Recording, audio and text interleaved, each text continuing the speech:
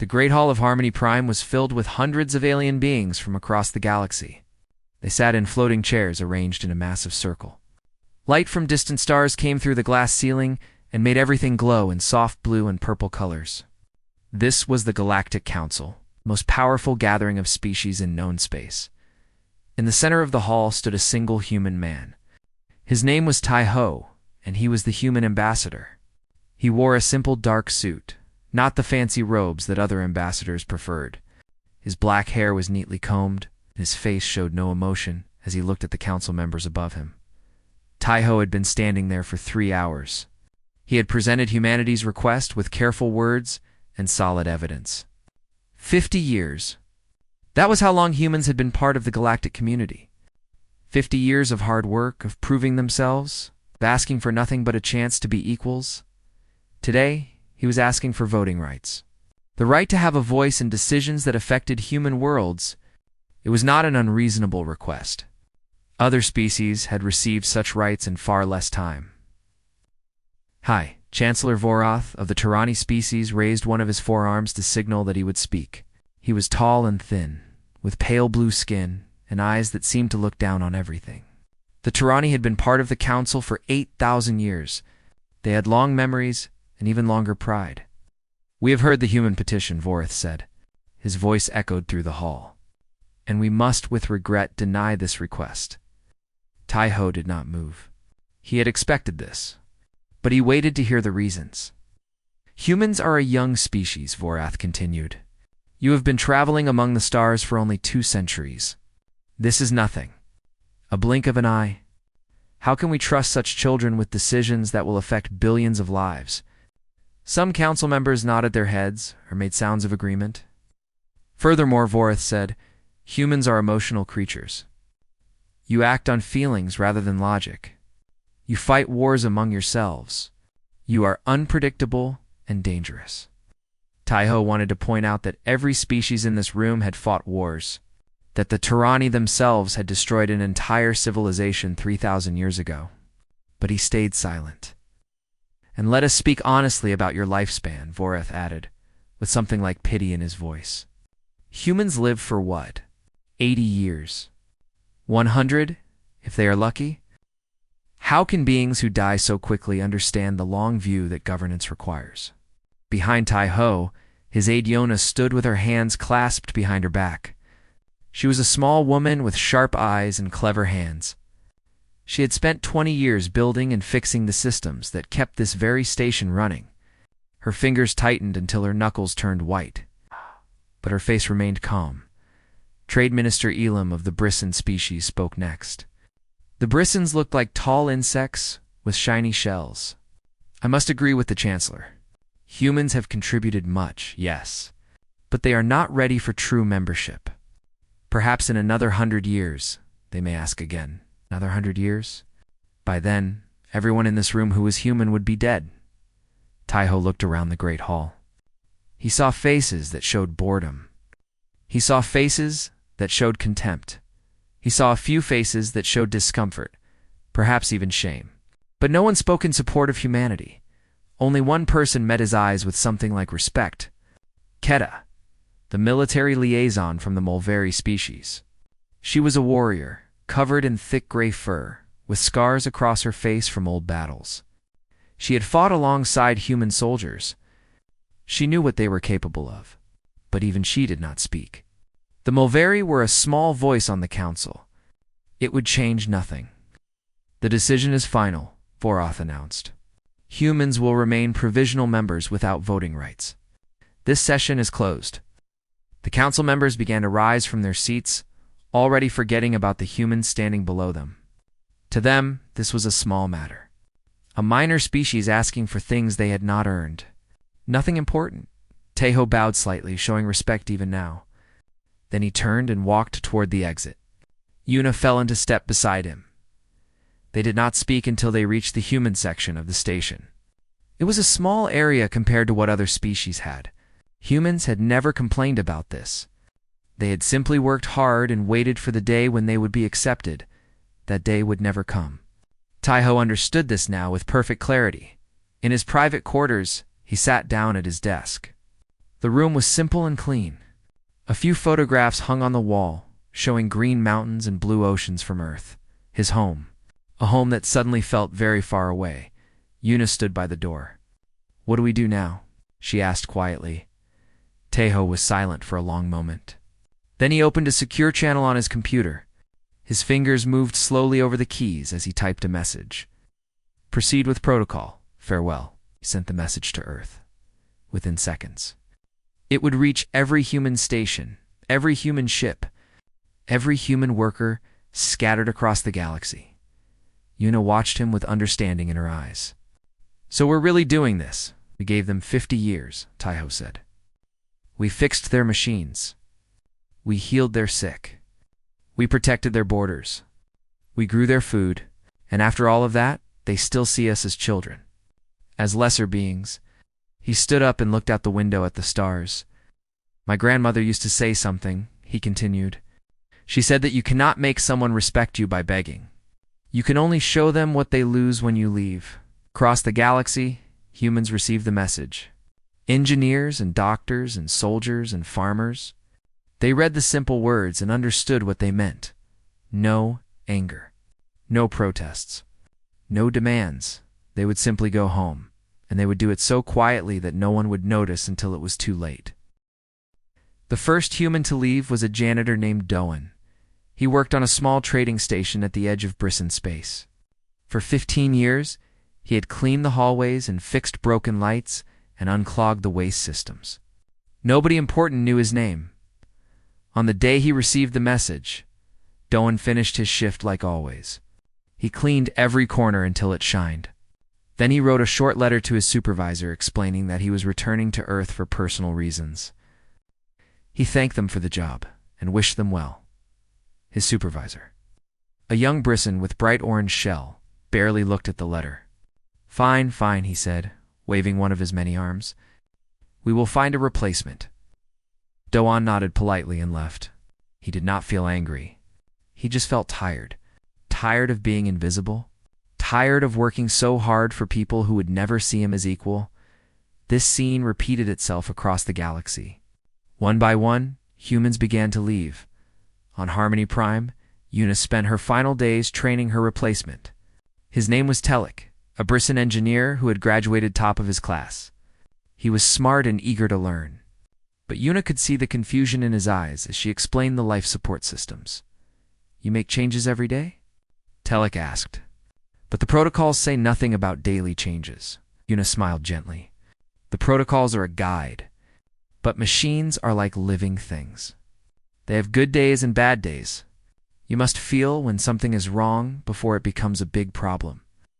Telik looked at the control screens with worry. There were so many numbers and lights. "How do you feel such things?" "Practice," Yuna said, "and patience. You will learn." But she knew he would struggle. It was not his fault. The Brissons were logical creatures who followed rules perfectly.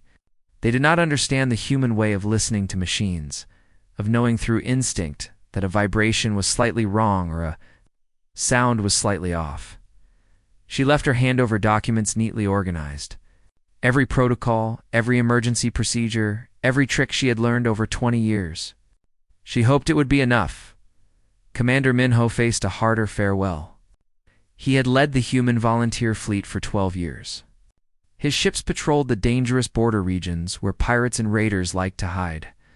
It was thankless work. The Council never acknowledged what his fleet did. They simply expected the borders to be safe. On his last day of patrol, Minho called his crew together in the main hall of his flagship. "You all know why we are here," he said. His voice was calm but heavy with emotion. "Earth has called us home, and we will answer that call." A young officer named Sujin raised her hand. "Sir, what about the border colonies? Who will protect them?" Minho was quiet for a moment. He thought about the small colonies they had defended so many times. The alien families who had waved at their ships, the children who had drawn pictures of human soldiers and called them heroes. "The Council will send their own fleets," Minho said finally. "It is their responsibility now." He did not say what everyone was thinking. The Council fleets were slow and cautious. They followed procedures and waited for orders. They did not know the border like the humans did. They did not know which pirate groups could be reasoned with and which ones needed to be destroyed without mercy. But it was not his problem anymore. Dr. Hannah closed her research facility with tears in her eyes. She had worked there for 18 years, studying diseases that affected multiple species. Her discoveries had saved millions of lives. Alien lives. Lives that belonged to species who voted against giving her people basic rights. Her tyranny assistant, a quiet young female named Sevith, helped her pack the final boxes of research notes. "Will you continue this work on Earth?" Sevith asked. "Perhaps," Hannah said, "or perhaps I will simply rest." "I am tired, Sevith. Very tired." Sevith looked down at the floor. "I am sorry." "For what the Council did?" Hannah put a gentle hand on the young alien's shoulder. "You have nothing to be sorry for. You were always kind to me. Remember that kindness and share it with others."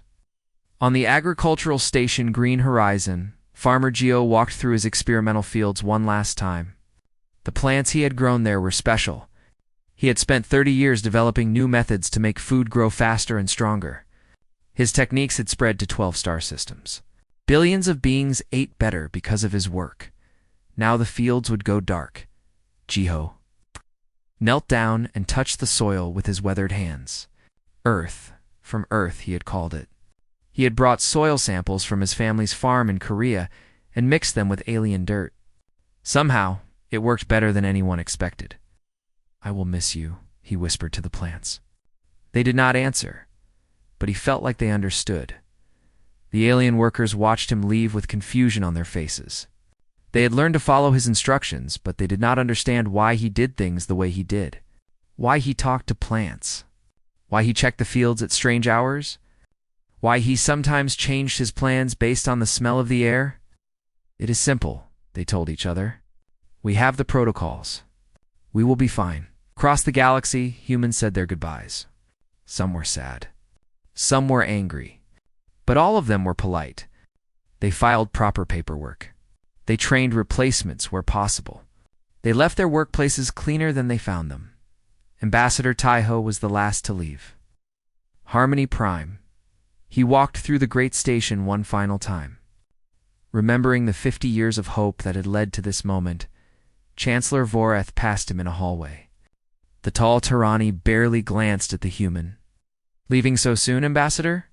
Voreth asked with a thin smile. "I hope there are no hard feelings."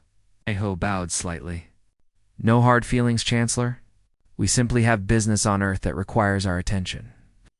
"Of course," Voreth said, already walking away. "Safe travels." He did not notice the small smile on Taiho's face. He did not understand that this was not a retreat. This was not surrender. This was the beginning of a lesson that the galaxy would never forget. 3 months passed since the last human ship left Council space. At first, nobody noticed anything wrong. The galaxy continued spinning. Trade routes stayed open. Life went on as normal.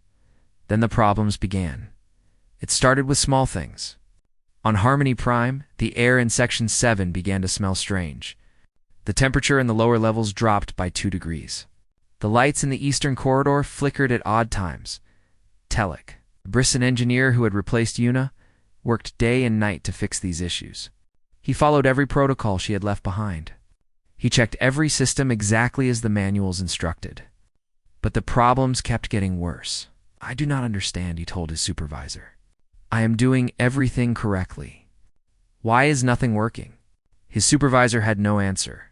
They called in experts from the Brisson homeworld. The experts studied the systems for weeks.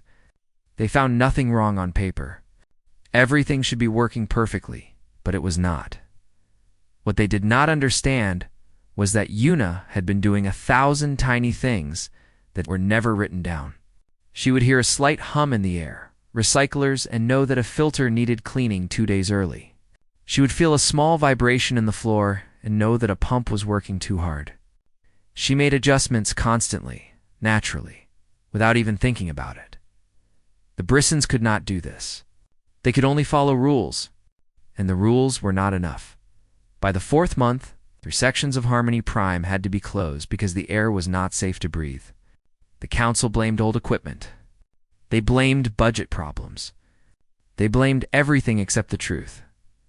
The truth was that they had let their best engineer walk away without even saying thank you. Far worse things were happening on the borders.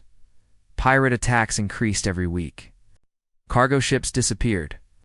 Small colonies sent desperate messages asking for help. The council fleets responded, but they were always too slow. By the time they arrived, pirates were gone and the damage was done. Commander Minho's fleet had known every hiding spot in the border regions. They had known which pirate captains could be bribed and which ones needed to be destroyed. They had built relationships with colony leaders who shared misinformation about coming threats. The council fleets knew none of this. They followed standard patrol patterns that any smart pirate could predict. They treated every colony the same, instead of understanding each one's unique needs. They filed reports and waited for orders while people died. One colony, small mining settlement called New Dawn, was attacked 3 times in 2 months. The third attack killed over 200 people. The survivors sent an angry message to the council. Where are the humans? They demanded. They always protected us. Where have they gone? The council had no good answer. But the worst disaster was still coming. On the Tirani homeworld, people began getting sick. It started with a fever that would not go away. Then came the coughing and the weakness. Within weeks, thousands were dying. The Tirani doctors worked desperately to find a cure. They searched through all their medical knowledge, all their advanced technology. Nothing worked. Finally, a young doctor remembered the human researcher who had worked on cross-species diseases. She found Hannah's old research files and began reading. "This is it!" she shouted to her colleagues. Dr. Hannah studied a similar disease 15 years ago. She found a treatment. They read the files eagerly. The treatment was there, just as Hannah had documented it. But as they tried to follow her methods, they ran into problems. Hannah had written detailed instructions, but medicine was not just about following instructions. It was about understanding how different bodies responded to different treatments. It was about adjusting doses based on subtle signs that only experienced eyes could see. It was about knowing when to push forward and when to wait. The Tirani doctors tried their best. They saved some patients, but many others died because the doctors could not do what Hannah did naturally. They could not feel their way through a treatment the way she could. Chancellor Voreth watched the death count rise with growing horror. His own sister was among the sick. The best doctors in the galaxy surrounded her bed, but they could not save her. "Find the human doctor," Voreth ordered. "Bring her back at any cost." His aides looked at each other nervously. "Chancellor, the humans have closed their borders. They are not accepting visitors." "And make them accept," Voreth shouted. "Offer them anything. Voting rights, territory, whatever they want." But it was not that simple anymore. On agricultural worlds, food production was falling. Jiho's experimental farms had been producing enough food to feed billions. Now, without his guidance, the crops were failing. The alien workers followed his protocols exactly, but the plants did not respond the same way. "Why are they dying?" a Mulveri farmer asked in frustration. "We are doing everything the human did. They were not doing everything. They did not walk through the fields at dawn to check for insects. They did not smell the air to predict weather changes. They did not talk to the plants or play music for them like Jiho did. They thought these things were silly human habits. They did not understand that these habits were part of why the plants grew so well." Food prices began to rise across 12 star systems. Poor families struggled to feed their children. Some worlds faced the first food shortages in centuries. Chancellor Voreth called an emergency session of the council. For the first time in his long life, he looked afraid. "We must bring the humans back," he said. His voice was no longer proud and confident. It was desperate. "We need them." The other council members murmured in agreement. They had all learned the same painful lesson.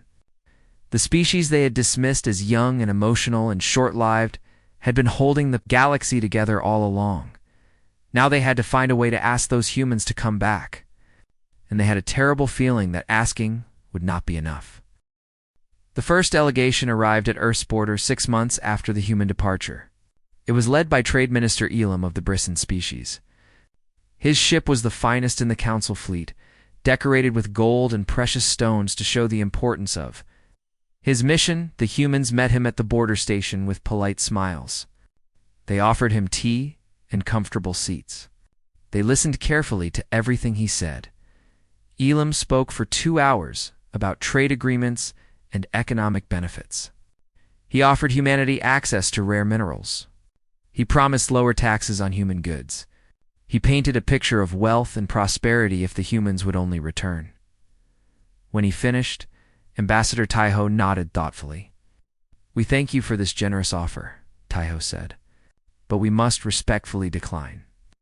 Elam stared at him in shock. "Decline? But these terms are better than anything we have offered any species before." "We understand that," Taiho said calmly, "and we are honored by your generosity. But our people are happy here on Earth. We have no desire to return to Council space at this time." "But the medical crisis," Elam stammered. "The food shortages.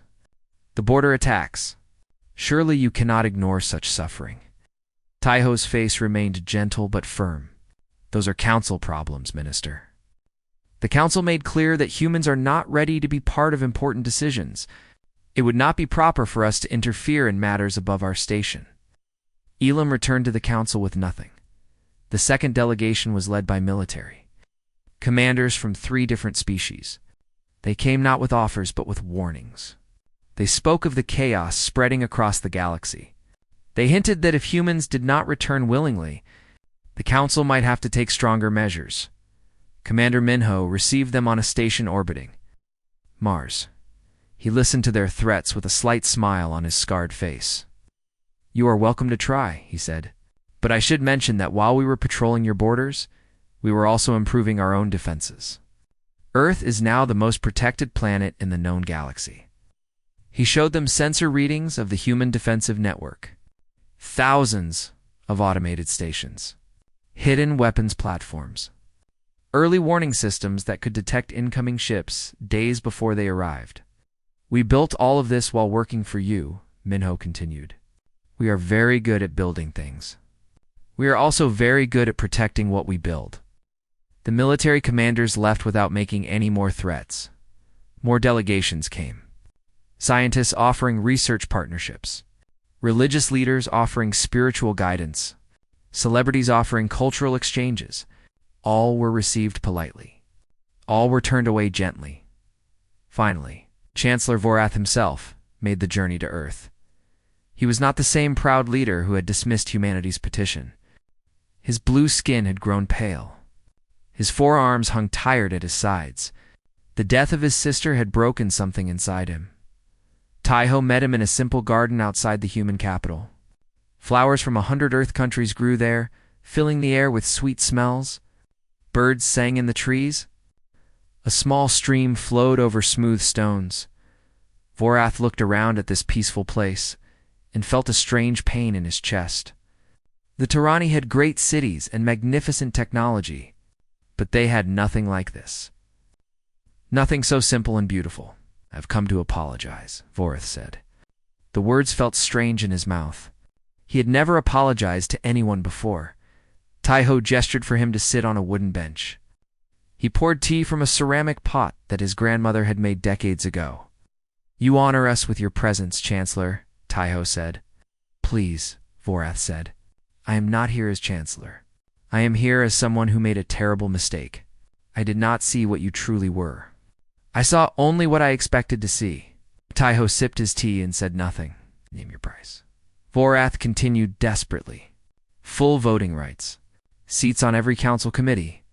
Territory equal to any elder species. Whatever you want, it is yours." Taiho was quiet for a long moment.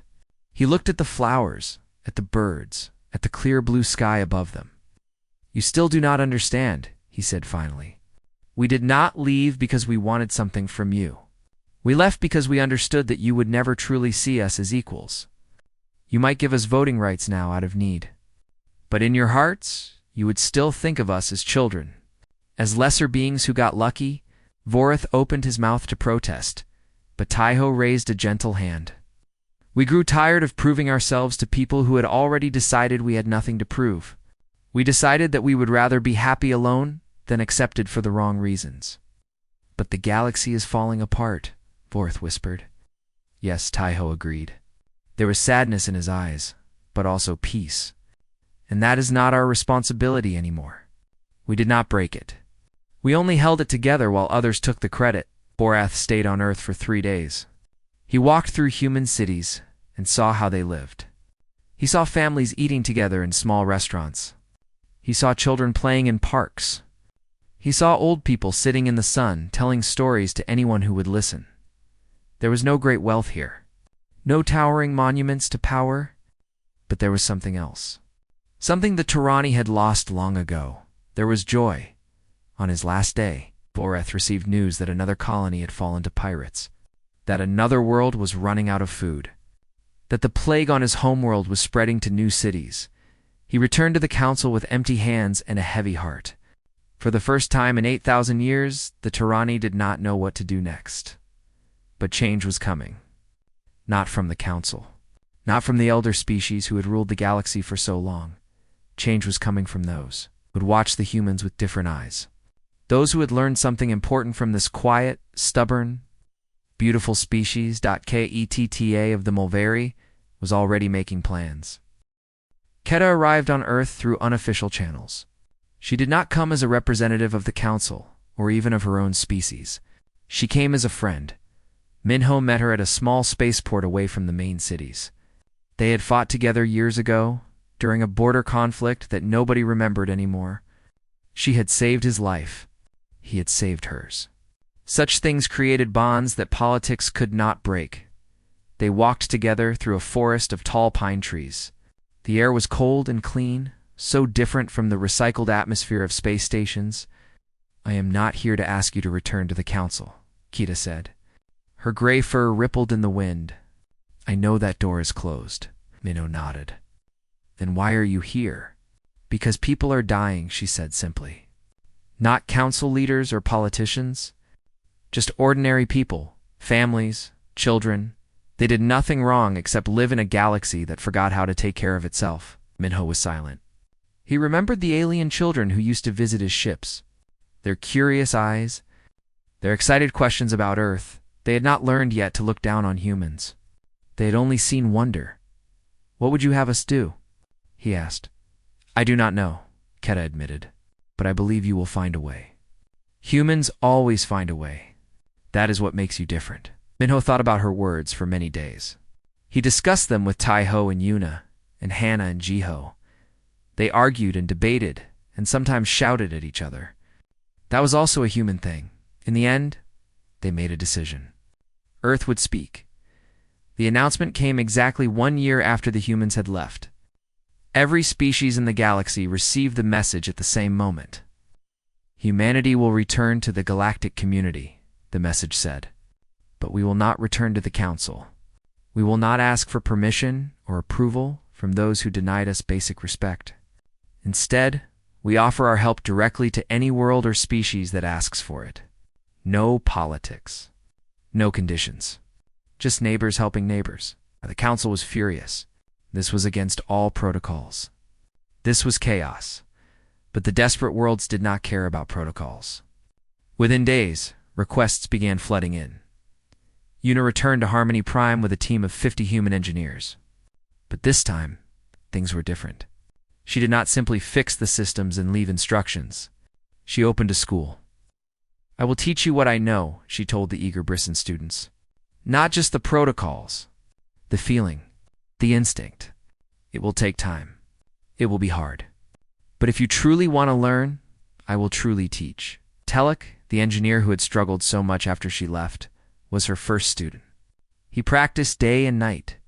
He made countless mistakes.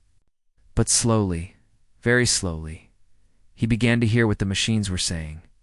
I felt it, he shouted one day, his shell glowing with excitement. The number 3 pump.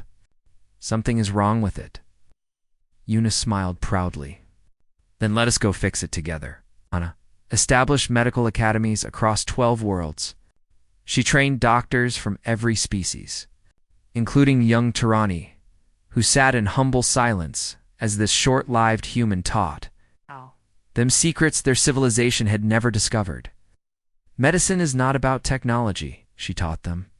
It is about caring. When you truly care about your patient, you will see things that machines cannot show you.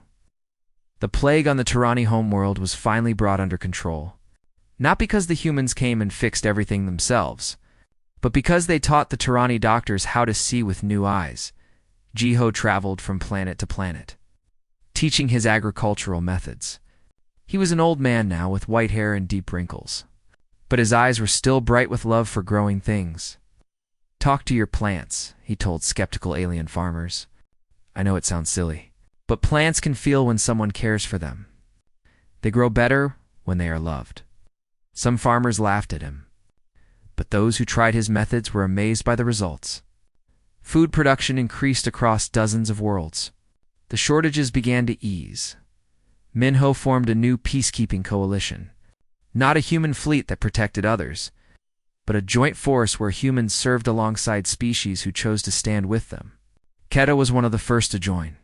She brought 300 Mulvari warriors who were tired of the Council's slow and useless ways. Together, they cleaned out the pirate bases one by one, not through overwhelming force, but through the same patient methods Minho had always used. Building relationships, understanding motivations, knowing when to fight and when to talk, the borders became safe again. But this time, everyone shared the credit. Slowly, the galaxy began to change. Species that had been loyal council members for centuries started to question why they needed the council at all. If they could work directly with humans and others, why go through all the complicated politics? Some species formally withdrew from the council. Others simply stopped attending meetings. The great alliance that had ruled the galaxy for millennia was crumbling. Chancellor Varoth watched his power disappear with each passing day. He could have fought back. He could have used force to keep the council together. But something had changed in him since his visit to Earth. On the day the Mulvari announced their official withdrawal, Vorath sat alone in his office on Harmony Prime. The great station was quiet now. Many sections were still closed. Many species had left. He looked out the window at the stars and thought about what Tai Ho had said in that garden. About proving yourself to people who had already decided you had nothing to prove. The Tirani had decided that about humans. They had decided it about many species over the millennia. They had been so certain of their own superiority that they could not see the value in anyone else. Now they were learning a hard lesson. The galaxy did not need them as much as they had believed. And the species they had dismissed as lesser were building something new, something better. On Earth, in a small garden that was becoming famous across the galaxy, Tai Ho sat reading a letter. It was from Keta, written in her own hand. My people have formally left the council, she wrote. We wish to learn from humans. Not just your technology or your methods. We wish to learn how you built a society where every person matters. Where a janitor and a commander are both treated with respect, where even the smallest voice can be heard. Tai Ho folded the letter and looked up at the sky. Night was falling. The stars were coming out one by one. For 50 years, humanity had asked for a seat at someone else's table. They had begged and worked and waited, hoping to be accepted. Now they were building their own table. It was not as grand as the council's great hall. It was simple and wooden, surrounded by flowers and birdsong. But beings from across the galaxy were lining up for an invitation to sit there. Not because humans had power or wealth or ancient history, because humans had something better. They had learned how to make a home, and they were willing to share it with anyone who asked nicely.